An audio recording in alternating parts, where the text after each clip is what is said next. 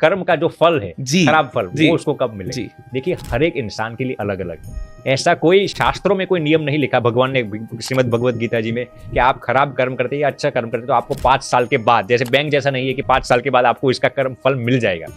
भगवान हर एक इंसान के लिए जो हित की बात होती है ना, उस हिसाब से उस समय पर उसको उसका फल देते हैं और वो ऊपर वाला ही सुनिश्चित करता है।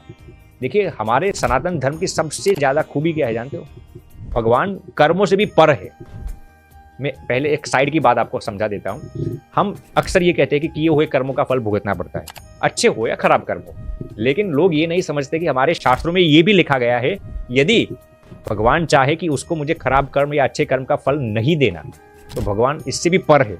वो सर्व राजा, इसीलिए हमारे ग्रंथों में भगवान को राजाधिराज कहा गया है, यानी कि he is absolutely free what he is willing to do. तो भगवान के पास ये पूरी फ्रीडम है, वो कर्म से पर है। वैसे ही कोई रियल संत हो, मैं डुप्लीकेट या फर्जी साधु की बात नहीं करता, जो रियल संत हो ना, वो भी आपके खराब या अच्छे कर्मों को मिटा भी सकते हैं या फिर आशीर्वाद भी दे सकते हैं।